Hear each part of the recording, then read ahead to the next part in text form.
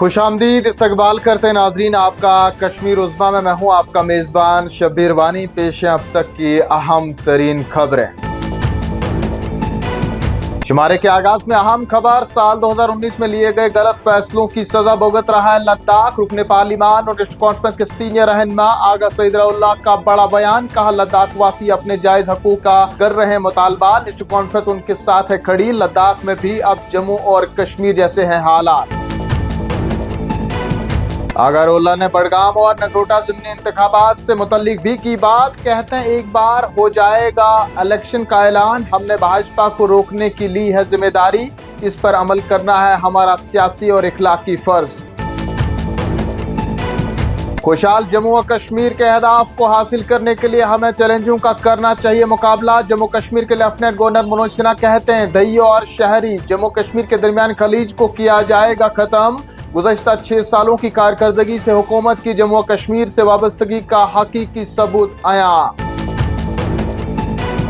ले शहर में मुसलसल छठे रोज भी नाफिज रहा कर्फ्यू, इंटरनेट बदस्तूर मुअत्तल। LG ने लिया सिक्योरिटी सूरत हाल का जायजा। इंतजामिया ने किसी भी नाखुशगवार वाक़े को रोकने के लिए पुलिस और नीम फौजी दस्तों को हसास इलाकों में बड़े पैमाने पर किया है तैनात। इंटरनेट खिदमत मुअत्तल रहने के बाइस लोगों को करना पड़ रहा है शदीद मुश्किलात का सामना।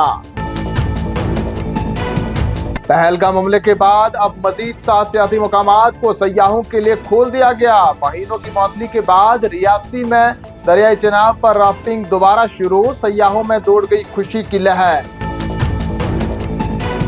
लंगेट के वाईपुरा इलाके में हमला, खातून की पुरअसरार तौर पर मौत, मुआक्किन ने किया जोरदार एहतजाज, कत्ल का लगा इल्जाम, तहकीकात का किया मुतालबा। पुलिस ने केस दर्ज करके मामले की तहकीकात शुरू।